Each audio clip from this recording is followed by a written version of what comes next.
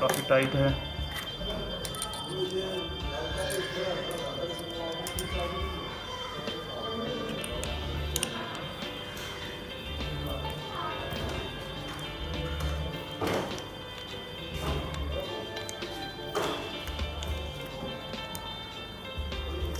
जी, ये वाला हमारा होता है छोटा स्क्रू। इसके नीचे एक ओरिंग होता है, ओरिंग भी अभी निकल आएगा। ये ओरिंग जो है ये अभी काफ़ी खुश्क लग रहा है मुझे, तो डैमेज तो नहीं हुआ, लेकिन सिर्फ ड्राई होने की वजह से ही उसने लीकेज शुरू कर दी है। और ये बहुत स्लो लीकेज होती है। अगर हमने एक दिन में गन को भर के रखा हुआ है तो हो सकता है रात में 10 बार 20 बार जो है प्रेशर कम हो जाए। अगर ज़्यादा डैमेज हो जाए तो फिर एक दिन में सारी हवा भी निकल सकती है। तो अब चौधरी आपने ये इसके अंदर से रेगुलेटर निकालना है जी। रेगुलेटर निकालने के लिए इधर से कोई भी प्लास्टिक का पाइप या लकड़ी बड़ी सी हो, उससे इसको ज़ोर से दबाते हैं, रेगुलेटर को इधर से बाहर निकाल देते हैं। तो लोहे की चीज़ है वो नहीं इस्तेमाल करनी, वो जो है सिलेंडर को या रेगुलेटर को डैमेज कर सकती है। ठीक हो मोटा काम जो मोटा हो गया। हाँ जी, तो थले ऊपर नहीं जाती भी आड़ ना जाए। सिलेंडर काट के काट लांगे लकड़ी।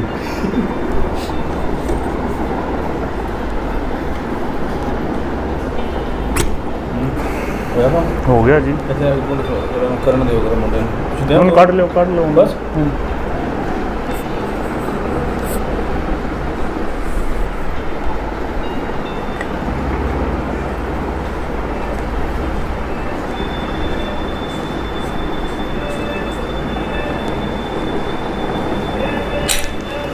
अच्छा जी, ये हमारा निकल आया जी इसका रेगुलेटर।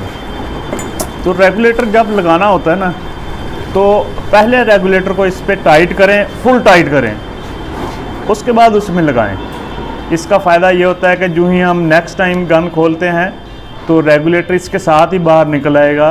ट्यूब के अंदर रेगुलेटर जो है वो रहने वाला चांस वो ख़त्म हो जाएगा। पहले इसको इसके ऊपर मुकम्मल टाइट करें, जब टाइट कर लेंगे फिर इसको उसमें लगाएं, फिर रेगुलेटर इसके साथ ही निकलेगा जब भी निकलेगा। और यही हम चाहते होते हैं कि रेगुलेटर इसके साथ निकले, बजाय इसके कि रेगुलेटर उसके अंदर है। जो अभी आपने देखा कितनी मुश्किल से फिर हमने रेगुलेटर को बाहर निकाला। तो ये इसका रेगुलेटर है, इसके ये 3 ओ रिंग बाहर होते हैं। इनमें से आमतौर पे कोई ओ रिंग लीक नहीं होता। तो जो लीकेज होती है वो आमतौर पे अगर रेगुलेटर की लीकेज है तो यहाँ से हवा निकलनी होती है, जो इसका ब्रीथिंग होल है, और वो फिर गन के जोड़ से बाहर निकलती है। और यहाँ से हवा उसी वक्त निकलती है जब रेगुलेटर के अंदर जो ओ रिंग है वो डैमेज हो जाएं।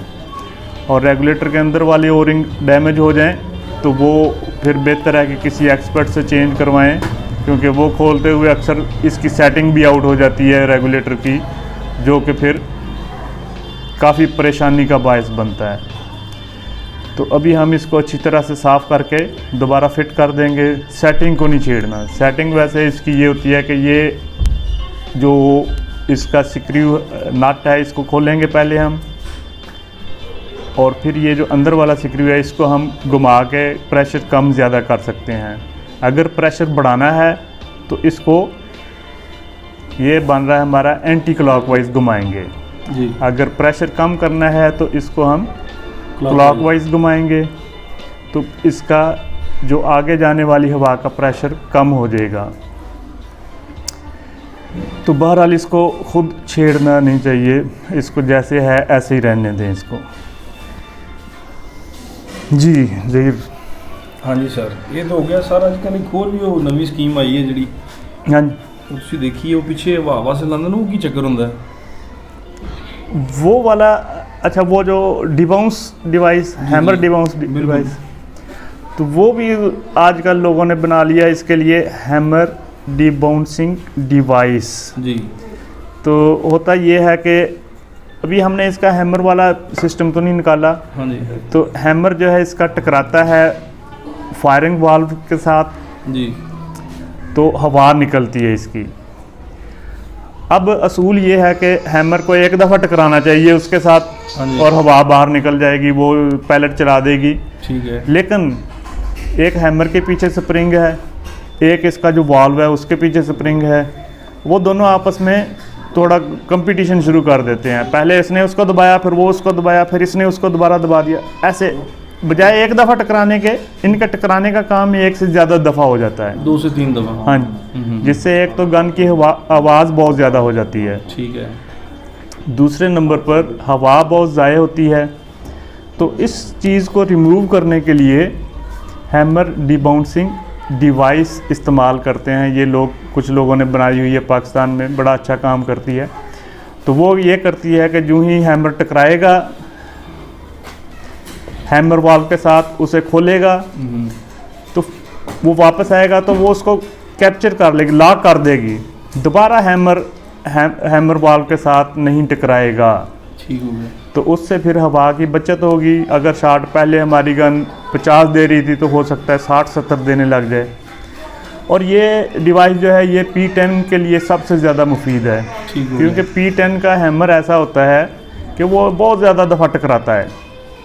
अगर उसमें हम हैमर डिबाउंसिंग डिवाइस लगा दें तो उसके नंबर ऑफ़ शॉट्स तकरीबन 1.5 गुना हो जाते हैं। कि पहले अगर 40 शॉट थे तो आसानी से 60 शॉट्स वो देने लग जाती है, जबकि P15 में इसका बहुत मामूली सा फ़र्क पड़ता है। यानी P10 में से ज़्यादा अच्छा है। हाँ, ये सिस्टम जो है P10 के लिए इंतहाई मुफीद है। वैसे ਹੁਣ P15 ਸਾਡੀ ਤੁਸੀਂ ਵੀ ਕਾਫੀ ਅਰਸੇ ਤੋਂ ਯੂਜ਼ ਕਰਦੇ ਹੋ, ਇਹਦੇ ਟੋਟਲ ਕਿੰਨੇ ਸ਼ਾਟ ਹੁੰਦੇ ਨੇ ਵੈਸੇ ਸਹੀ ਰੈਗੂਲੇਟਡ ਸ਼ਾਟ ਜਿਹੜੇ? इसके अभी ये डिपेंड करता है कि आपने कितने FPS पे एडजस्ट किए। अगर आप इसको 700 FPS पे एडजस्ट कर लें तो 120 रेगुलेटर शॉट मिल सकते हैं आपको जी।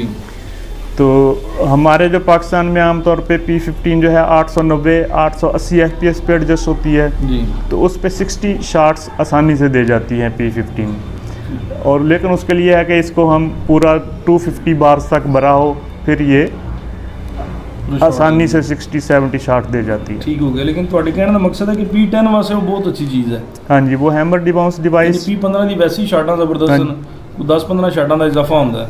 हाँ, इसका हैमर पहले ही अच्छा है तो वो डिवाइस लगा दे थोड़ा सा मज़ीद थोड़ा सा बेहतर हो जाता है। लेकिन P10 में तो बहुत ज़्यादा फ़र्क पड़ता है। ठीक हो गया। तो अभी हमने इसको अंदर से खुश्क कर लिया है कि इसके अंदर अभी पानी का कोई कतरा नहीं है। दूसरे नंबर पे हमने तब्दील करना था, ये जो है इनटेक वाल्व है इसका, इसको चेंज करना था कि इधर से हवा लीक होती है। तो अभी चौधरी आपकी नज़र तो तेज़ होगी, आप देखें इसको गौर से कि इसमें कोई डैमेज का निशान तो नहीं नज़र आ रहा। अगर डैमेज है तो इसको तब्दील करेंगे, वरना इसी को हम सिलिकॉन ग्रीस लगा के बंद कर देंगे। डैमेज तो कोई नहीं है, डैमेज नहीं है। चलें इसी को फिर हम लगा के चेक कर लेंगे, उम्मीद है कि हमारा काम जो है ठीक हो जाएगा। तो जब भी आप गन खोलें तो अच्छी तरह से उसके पार्ट्स को साफ़ करके सिलिकॉन ऑयल दोबारा लगा दें, क्योंकि सिलिकॉन ऑयल के साथ वहाँ कुछ पानी वगैरह भी इकट्ठा होता है, वो खुश्क हो जाए तो फिर हमारे पार्ट्स जो हैं उनकी लाइफ बढ़ जाती है। पानी जो है उससे जंग लगने का बहुत ज़्यादा अंदेशा होता है और पार्ट्स की लाइफ कम हो जाती है जंग से।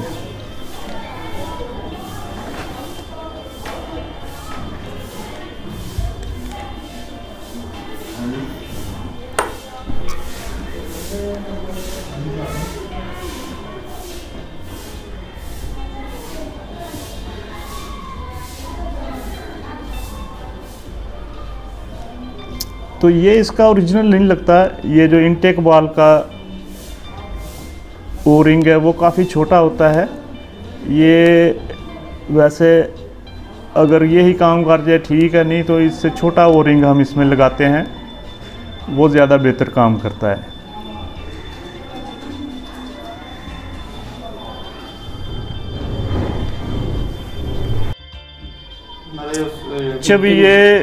जब भी आप लोग बैरल खोलें तो एक दफ़ा उसमें से पुल थ्रू गुजार के साफ़ कर लें।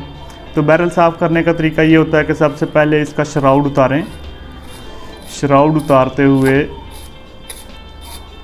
इसको गन को ऐसे कर लें बैरल को, ताकि उसके अंदर वाली कोन्स जो हैं वो डिस्टर्ब ना हो। जब खुल जाए इसको नीचे खींचें तो ये हमने श्राउड उतार दिया। श्राउड को ऐसे रख दें ताकि उसके अंदर वाली कोन्स डिस्टर्ब ना हो। ये इस पे ओ रिंग लगा होता है, ये भी चेक कर लें कि ये लगा हुआ है।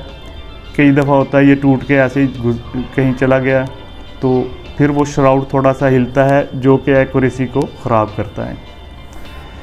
तो ये उतारने के बाद फिर ये फिशिंग लाइन जो है इसके साथ कोई छोटा कपड़ा बांध लें और फिशिंग लाइन को इसमें से गुजारें।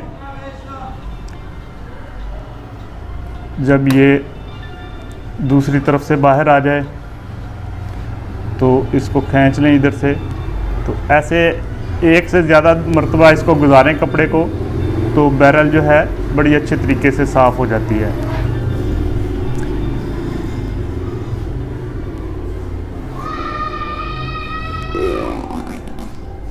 ये ऐसे हम गुजारेंगे कपड़ा इसमें से, तो बैरल हमारी साफ़ हो जाएगी।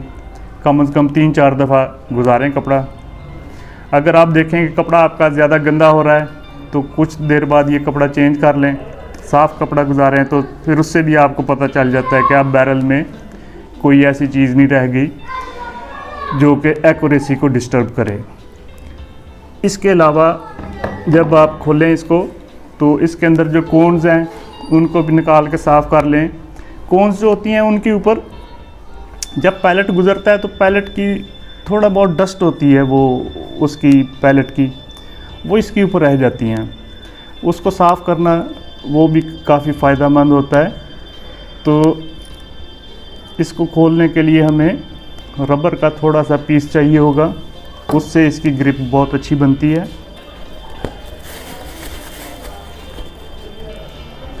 ऐसे रबर का छोटा सा पीस लें।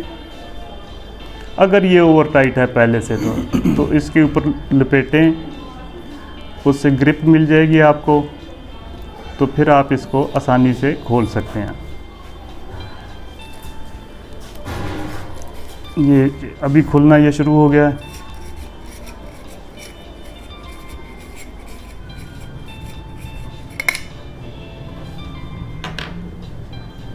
टोटल कितनी होनी है जी? जो P15 है इसके अंदर आमतौर पे 8 कोन्स होती हैं एल्यूमिनियम की। उनको बड़ी एहतियात से निकालें कि वो टेढ़ी ना हो जाएं। तो उनसे फिर हम उनको अच्छी तरह साफ़ करके फिर दोबारा हम लगा देते हैं। तो कोन्स को निकालने के लिए हम कोई लकड़ी का पीस इस्तेमाल कर सकते हैं।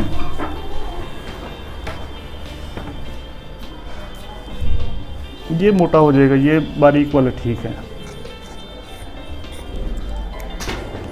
इसके साथ बहुत ज़्यादा ज़ोर आजमाई नहीं करनी है आप लोगों ने, बिल्कुल आस्ता आस्ता निकालें, तो उससे कोन्स के टेढ़े होने का चांस नहीं होता। फिर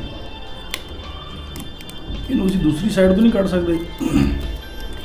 पिछली साइड से भी निकल सकती हैं, लेकिन अगर हम फ्रंट साइड से निकालेंगे तो उससे क्या होगा कि उधर ये फासला कम होता है इसका, कुछ आसानी से ये निकल सकती हैं।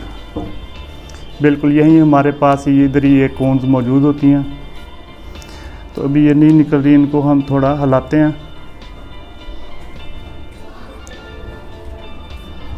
पीछे की तरफ इसको कोशिश करते हैं।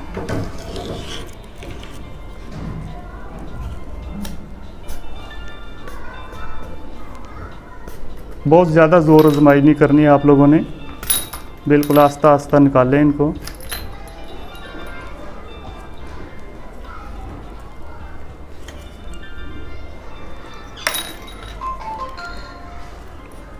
कोना आगे पीछे होना तो नहीं कोई मसला होता? कोई सेम साइज़ है ना?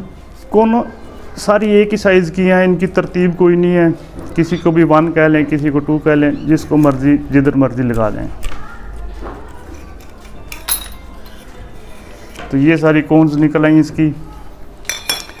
तो अभी अगर हम कोन्स को गौर से देखें तो उनके अंदर हमें बहुत थोड़ा थोड़ा वो नज़र आ रहा है जिसको हम कहते हैं लेड का डस्ट। उसको साफ़ करें तो और फिर इनको दोबारा कोन्स को वापस लगा दें।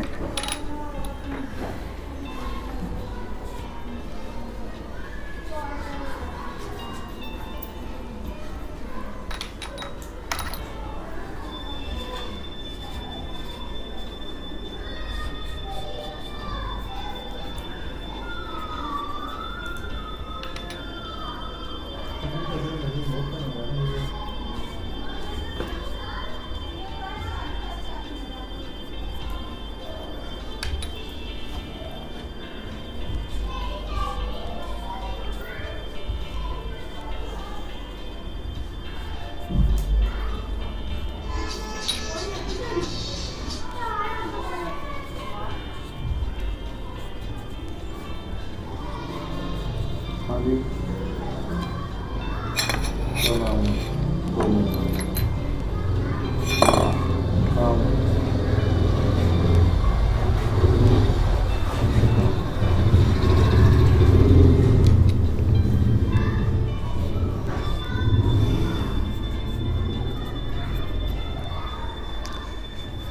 जी, ये हमारी अभी आप देख रहे हैं तरतीब से मैंने रखी हैं, तो 8 कोन्स हमें नज़र आ रही हैं।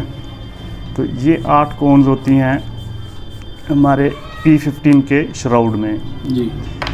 तो ये श्राउड जो